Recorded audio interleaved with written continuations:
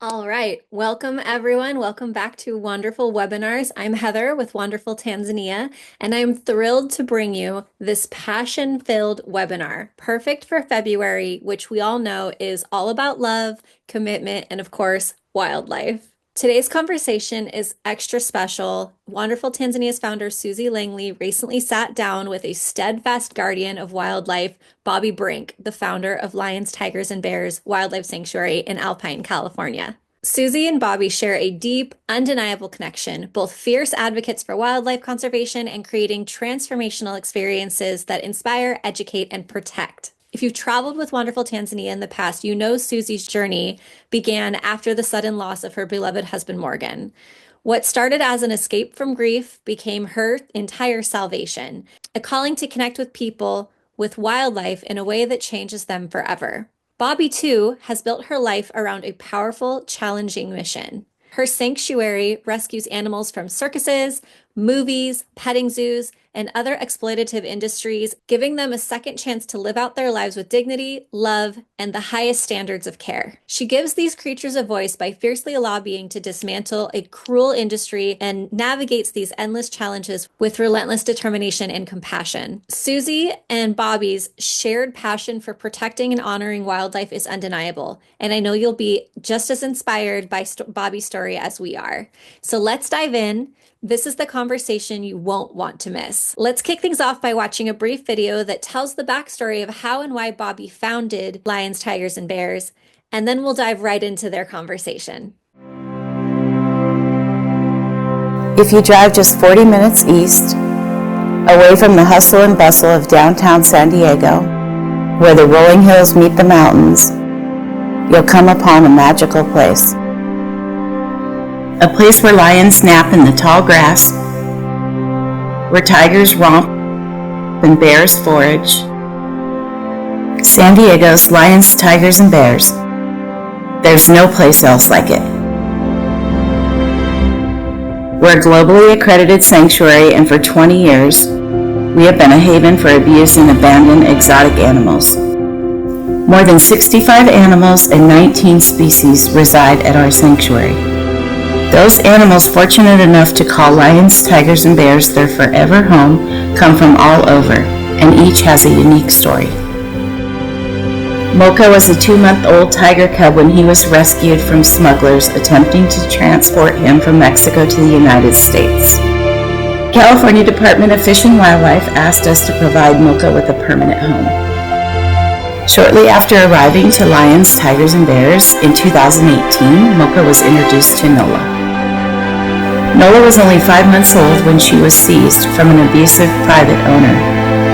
She required immediate medical attention from severe neglect and malnutrition. Mocha and Nola are now inseparable friends. Wildlife trafficking is the 4th largest illegal operation on the planet, and Mocha and Nola survived. Animals who were exploited for profit, animals once kept as pets, performance animals. No matter where they come from, each animal receives the ultimate care. Expansive natural habitats, toys to play with, pools to splash in, species-specific diets, and round-the-clock care by our skilled keepers and veterinary team.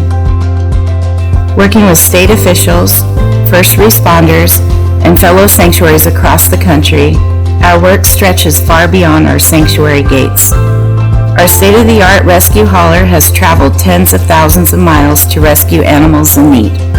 Our rescue team has coordinated the rescue of thousands of animals since we first began this important mission back in 2002.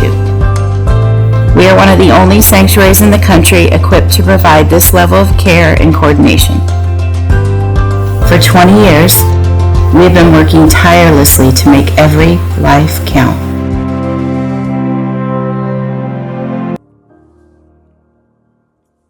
Hey, Bobbi. Good to see you again. Good to see you. I just wanted to thank you for coming on the webinar for our Wanderful Tanzania. I'm getting ready to leave in 5 days to lead the Love is in the Air safari in Tanzania in celebration of Valentine's Day.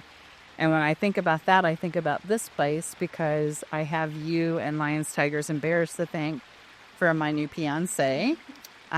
He was here for one of your fundraisers last spring, and one of my dear friends was also here, and they happened to be at the same table.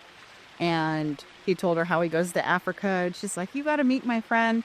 So we met and then realized that we had gone to junior high school and high school together. So it's a small world. The funniest, it's the funniest stinking thing. And then this man who's behind the camera, if everybody online sees me pointing, it's because he's running the camera. But then he decided to climb to the top of one of the Alps and proposed to me last fall. And so next year, or this year now, we're going to get married in Tanzania in August. And we're going to have the reception here at White Oaks Lodge. So get ready for us to come back and visit you. Yeah, so it's all about love all the time with lions, tigers, and bears. So I just wanted to thank you for having us come here to talk to you, to learn more about what it is that you do, what the mission is, how you go about it, how you run this cause that you lead, and how we can be of help to bringing attention to you, to getting more people involved with the mission that you have. Because I know from having been here a couple of times, it is nothing that is funded by the government. You're not a trust fund baby, that this is all done through volunteerism and donors and so forth. So as we go through this, please expand on those kinds of things. Let's see. So the people that are watching this know that when I started a safari company, I did it from a place of passion. I had just lost my husband. I was reeling. I didn't understand up from down. I went to Tanzania at the behest of his friends, and it changed my life. I fell in love with the animals and the people, and I fell in love with the reaction of the people I was traveling with. But I also noticed how much pressure were being put on those animals that are in the wild. So when I decided that I wanted to go back as often as possible, I started the safari company, Wanderful Tanzania. But I knew that I couldn't do safaris like everybody else does. I had to put the animals first, and I had to make it a life-changing experience for my guests where they got to get up close to the animals that are still in the wilds, and for them to understand that things that are bad do exist, that you well know. So poaching, trophy hunting, all of the misinformation and really moronic stuff that people believe come out of a rhino's horn or an elephant tusk is ridiculous. So I knew I wanted to bring people close to the animals, so I didn't want to be a part of the pressure that gets put on those animals. So when we travel with my groups, we won't be part of the cluster. We're going to go off and find an animal that's in a much more comfortable environment so that people can learn that you can be a tourist and have that experience without contributing to a problem. So from my point of view, that's my take on how to travel with intention and not put pressure on the animals. So those animals are still free. It's the opposite side of what you're doing here. So I wanted to just let you have an opportunity to tell the story about how you got started with something that we're sitting here on, I think, 93 acres of property in Alpine, California, with enclosures around that are massive and natural. And this woman has done all of this from the grassroots, starting from realizing there was a need and building it over the years. So can you just tell that story about what sparked in you that you took on this massive kind of project and life passion? Well, I'm actually from San Diego, and took hospitality. I thought I was going to be in hospitality. And I did my homework, figured out the fastest growing city and a place I wanted to open my restaurant. And I moved to Texas to open a restaurant. And then when I was building my, restaurant, I was looking for equipment, and I would see lions, tigers, leopards for sale in the newspaper. And I just got curious, just being the animal lover that I am. I wanted to just see. I answered an ad. I met a woman. She lived on 5 acres. She had 30 big cats that she was breeding, all of them.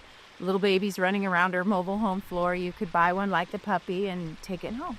So I, of course, didn't buy one and take it home, but I started volunteering and started learning how to take care of the animals with her. And I just really saw a lot, witness a lot of animals being sold and go out the door. And this lady was breeding for big names like Walt Disney and Siegfried and Roy and MGM. So she wasn't just breeding for people for sale in the paper. She was very well known in breeding a lot of animals. And then I also had cattle. I had a hay farm in Louisiana, and I would see at the auction them hold up babies for sale. Or just in Texas, you really witness the exotic animal trade. Isn't there rules against that there? No. So there was, matter of fact, I met a man who had bears, and I told him I wanted to learn how to take care of the bears, and he had them all in really small cages, and he didn't really say why he had them. He just had them, and then he would always load up the bears and be gone for days. And it got to where if I didn't go feed and water the bears didn't get any food and water. I turned that man into everybody I could find, the Humane Society, the local sheriff, everybody, and they all told me the same thing. It's perfectly legal if they have food and water and can stand up and turn around. That's the big parameters. Oh, my God. Yeah, so, and then I've seen tigers for sale in a Walmart parking lot, and you do see the trade more in Texas than in Oklahoma than you do here. Okay. And then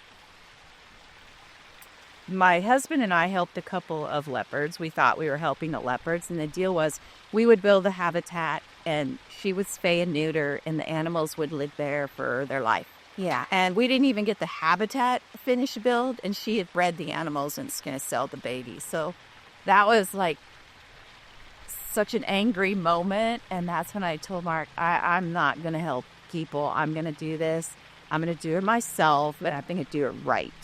And we spent about 3 years looking for property because this is the perfect property. It took us a long time I started doing the paperwork in 98, and we walked on this property in 2002. So it took a while to get going, and then it took a little while, probably another year and a half, to get through all the permitting and the red tape. And at that point, did you have any animals yet, or did you just know this is what you needed to build in order to sell? They came on this property with two tigers. So I spent a lot of time trying to find a home for two tigers, and I couldn't find a home for them. And then we finally just bought them here. Yeah. Where were they?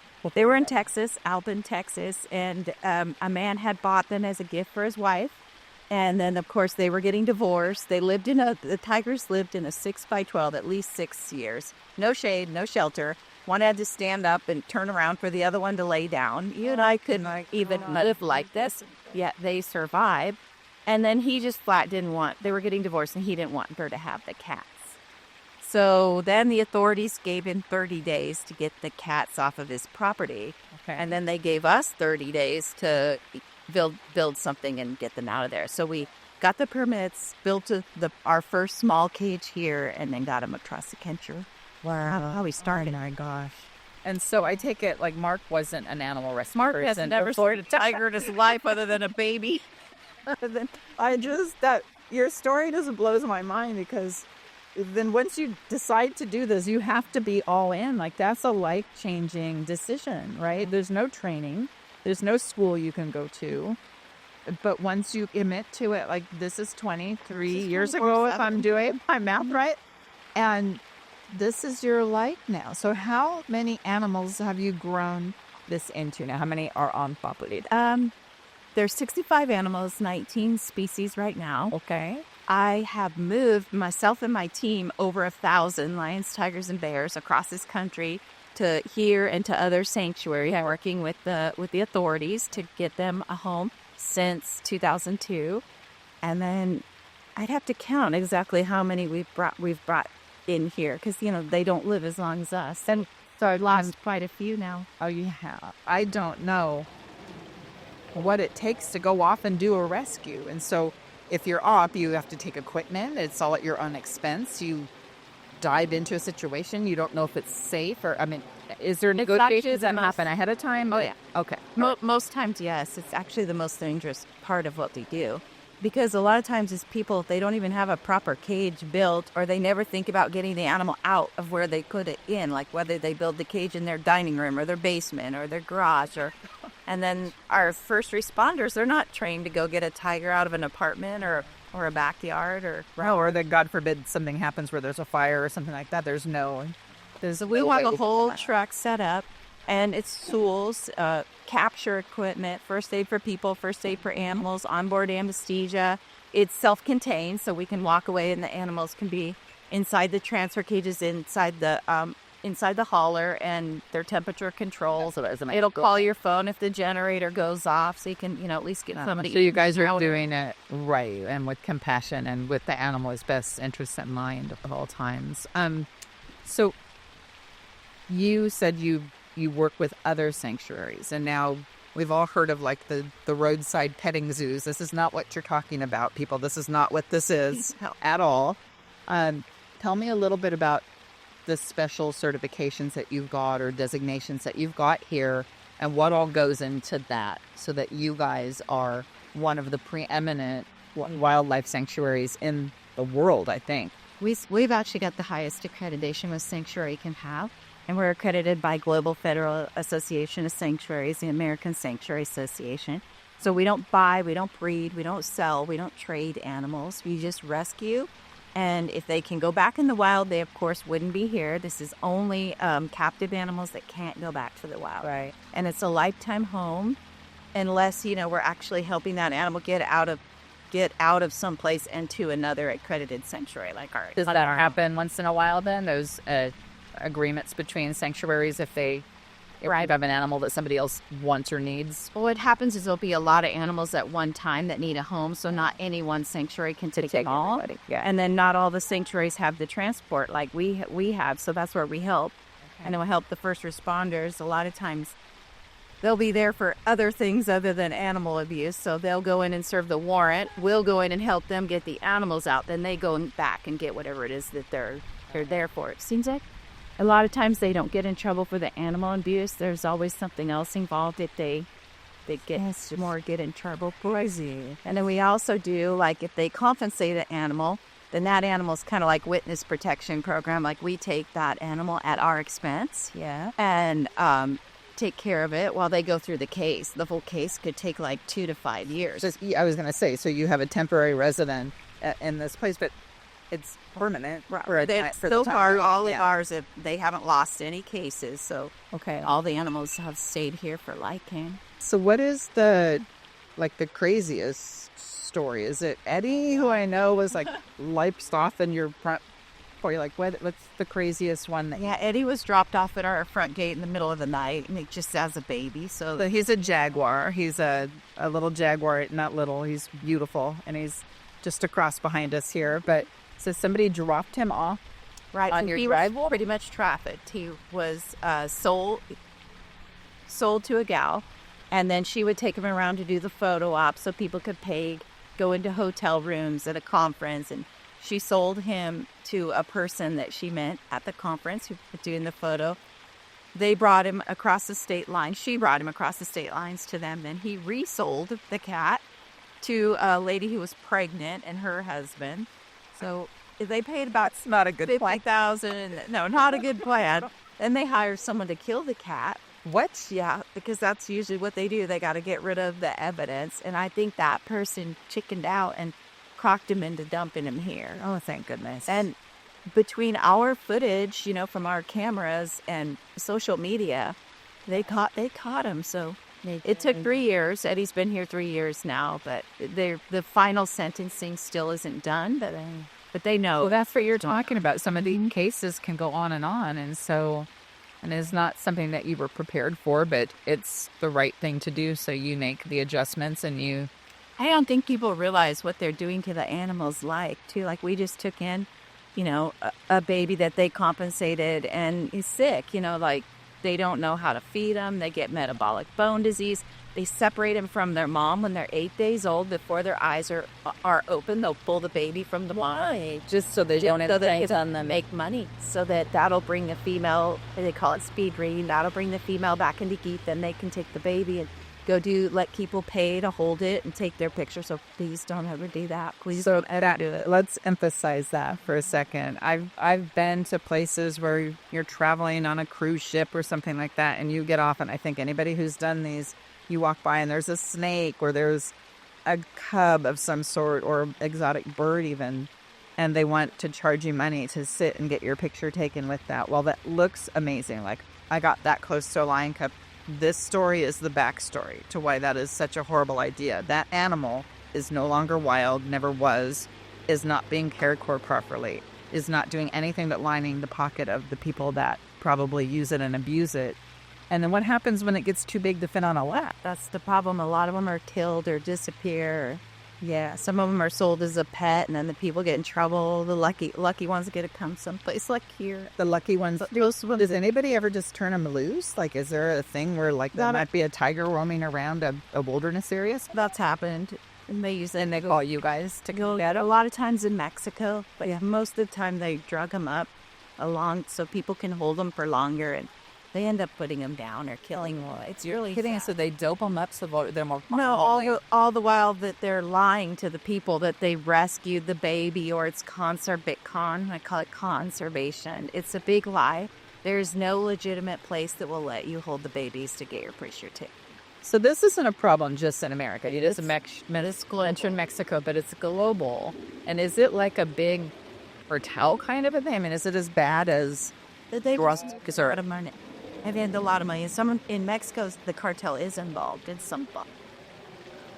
So you guys have to watch your back a little bit. Got to be careful. Shoot, My gosh, it's dangerous because exotic animal trade, seconded drugs and weapons, and human trafficking in our country. They make a lot of money. Really? They're getting better and better at hiding underground and doing what they do, and it just can't be that much of a market to justify. They never get in trouble. That's sad. That's afraid there's no enforcement of any kind, right? And no laws like in Texas. I worked on federal law for 18 years. We just got it through last year. It's called the Big Cat Public Safety Act. We're not perfectly happy with it, but we're happy with it because it now makes it a felony to do the cub petting. So this was lobbying that you went and did to your Congress, or? No. Yeah, for 18 years we had multiple bills. Our very first bill got shot down, by Kenneth Feld from the circus. And so we had to exempt the circus and then try again and then try again and try again. But finally, after getting a lot of the bigger animal organizations and finally just getting all the support that we need, Tippy Hedren and I were the first ones to walk the hall about 18, 19 years ago. Buck McKeon was our Republican. Loretta Sanchez was our Democrat for a bipartisan bill. And right. That was the one that we got. It got kicked right out, right? But then it's like we knew what we were doing then, and then you could start over and then try again. And yeah, and learning by fire, right? But you can't give up. And now we got to go back and try again. Same type of bill for primates, wolves. So it's species? This one specific is wild cats, but I would have liked to seen it be for wolves and primates and bears. Well, how about anything that's not a domesticated cat? Right? Now they're using sloths for the pictures, or quadrumondis or servals. So right, don't do it. Please don't. Just don't. You're saying that's the new lap animals that they can't get a tiger anymore. So I see. They just can't give it out. So that's another skill or another accomplishment that you've done that there's no training for. You didn't know that coming out of the gate. Hey, Mark, let's rescue these cats. And by the way, I'll be lobbying Congress soon. Like, that's nothing that you prepare for. And yet, when you recognize the need and you have to do it, you're resourceful enough to make the connections you need to make. That's the only way we're going to get change. And it's the only way, we can be the animals' voice, because they don't have the voice. Right. So we got to be their voice, try to protect whatever the we can. Yeah. So, and here, people can come and visit, but it's not like a zoo. Describe that for everybody. Yeah, specific times, and it's a guided visit, and the animals know the routine, and they come up to, get a snack, and the animals enjoy the people sometimes as much as the people enjoy the animals. So we try to make it really more relaxing than a million people going through the zoo. It's just not like the zoo. So that leads me to something that when I was here, I got the opportunity to feed a lion and a tiger with the long stick with a little bit of meat on the end of it, and you're feeding them through 2 layers of fence. But these animals that were raised in captivity, they understand people, right? It's still not right that they aren't afraid of people. and people don't necessarily need to be afraid of them, and yet they've grown into an animal full of hormones and instinct, right? What kind of protections do you put in place as the certified sanctuary that make sure that your keepers and the handlers stay safe?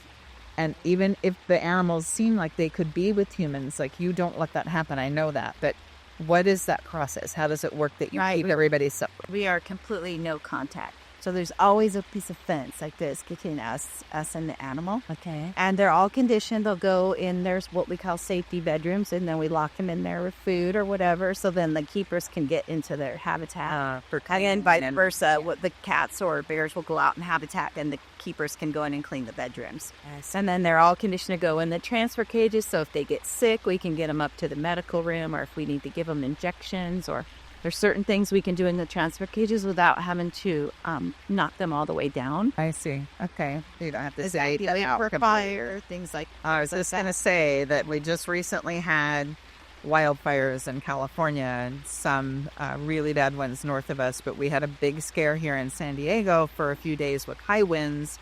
And if you can look around, just even what's on the camera right now, you'll see there's plenty of fuel out here. We're in the countryside in the East County of San Diego. But I'm sure that this is something that is not a surprise to you. You've been planning and prepping for years to have an evacuation plan, and that you've got a volunteer crew that would come in and help to facilitate any kind of an evacuation. Is that accurate? All the keepers who live on site and the keepers, they're all trained. So we have a stay in place and we call it slow evacuation plan. Wow. So way hard of, unless the fire sparked right We've here. been the whole year preparing for fire. The trees are kept trimmed so fire can go underneath and really clear, and water tanks. So that's another thing. Like, the average person that even comes to visit does not know that all that stuff goes into it. Our biggest risk here is actually smoke. That will be the smoke that the animal would inhale. Yeah. There's nothing you can do to guard against that, right? Because there's nowhere to lock it in. Like, I don't even know how they did it in L.A., all that smoke. The aftermath of that is awful. You hear about so many animals that their lungs were burned or this kind of stuff, and it's just awful. And the images that came out of, like, that Palisades fire, there's just the nuclear fallout kind of a thing. It says, I'm blessed to take people with Wanderful Tanzania into the heart of Africa to see those wild beasts, to learn about them and the dangers that they face, not only from themselves, the circle of life, but mostly from humans through the poaching, the trophy hunting, government greed. There's a lot of nefarious stuff that goes into that part of the trade too. But not everybody can make it over to Africa. The sanctuaries like lions, tigers, and bears creates an at-home safari experience for those people who can't go out to Africa or to one of the places where other wildlife lives. It's all about education and transformation, even if the experience they have is here. So how do you bring the same magic that somebody might get on a safari when somebody would come and stay at White Oaks or just come for a day visit? Like, what's that engagement like with people?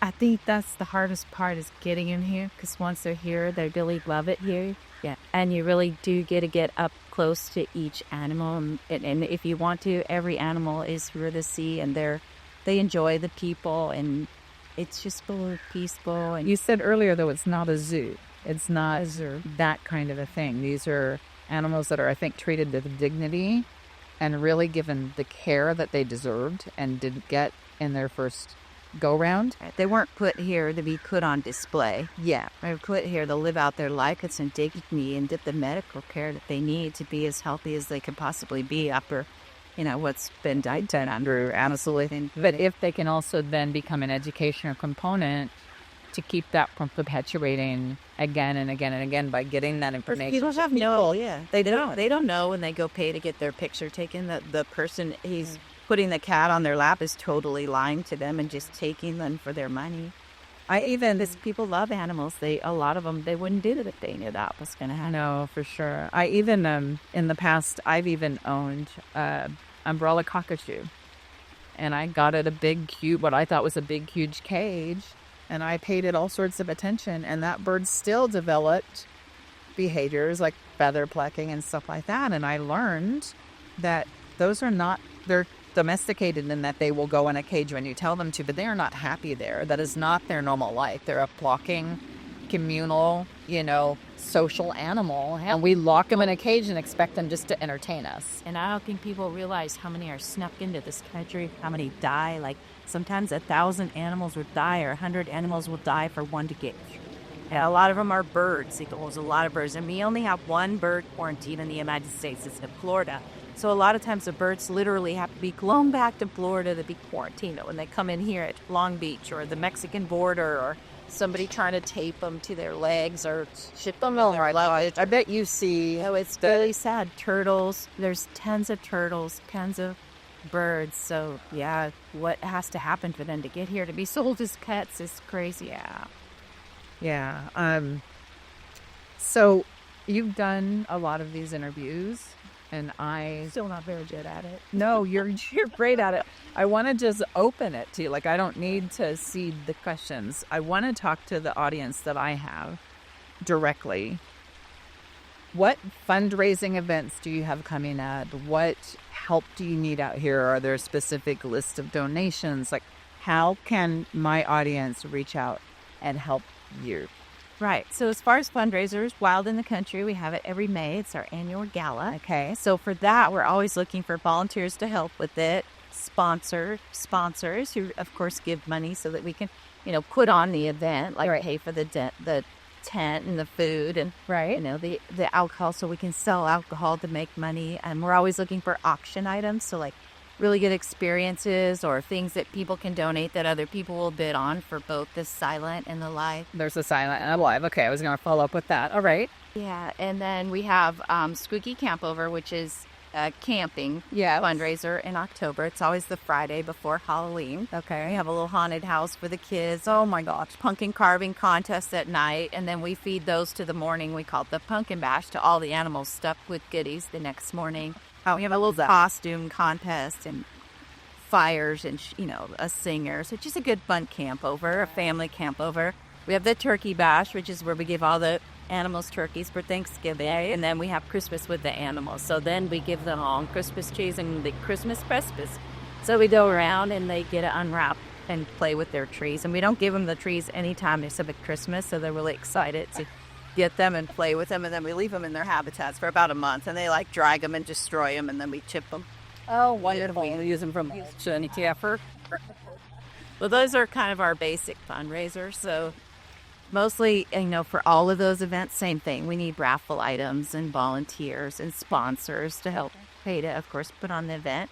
We sell this area where we're sitting. If you wanted to come and get married or have a corporate event or you resell Yeah, the Airbnb. We sell raffle tickets for $10. So you could buy raffle tickets to win. We pull that twice a year, once in May, once in December, at the gala and at Christmas with the animal. Yeah. So that's a good fundraiser. We also rent it out for $12.50 a night.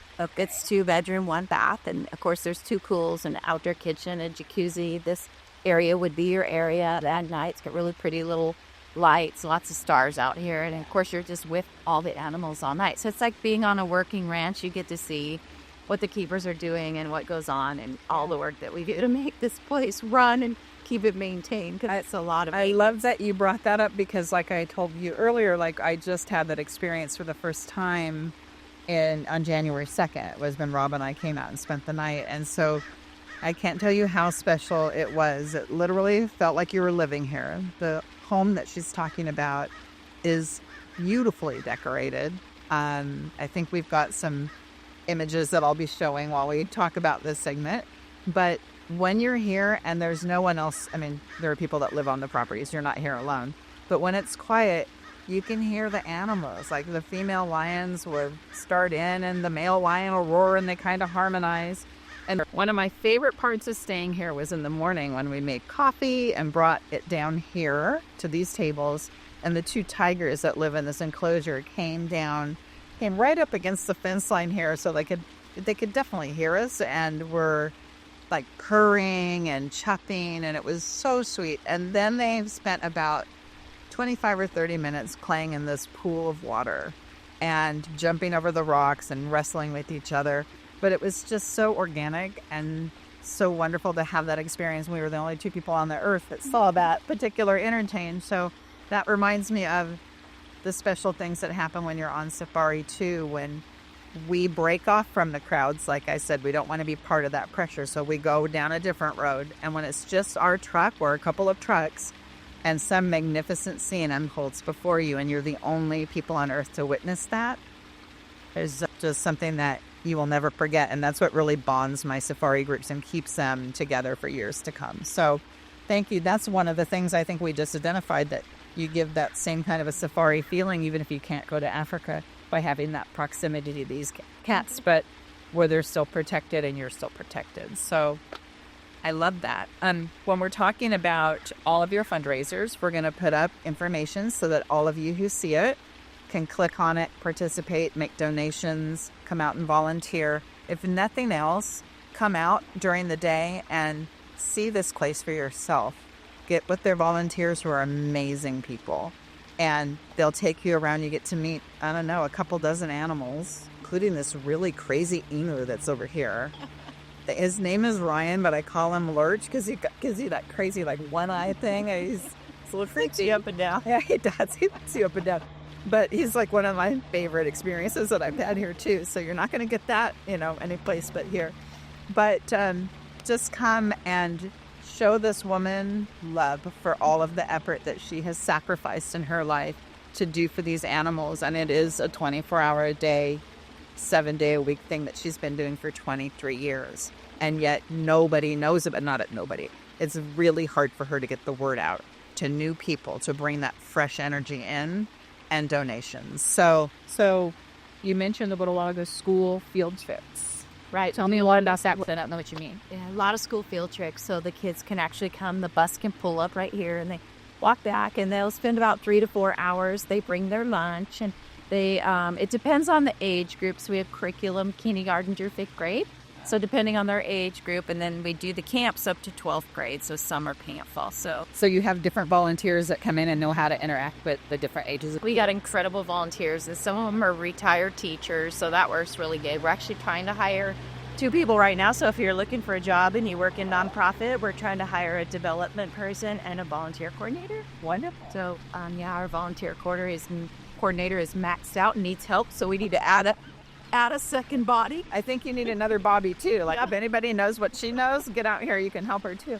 That's wonderful. I hope that maybe this will fall on the right ears. I have a lot of folks in my pipeline that are educators or former educators. So a couple of people that have recently retired that might have the time to come and do the volunteerism.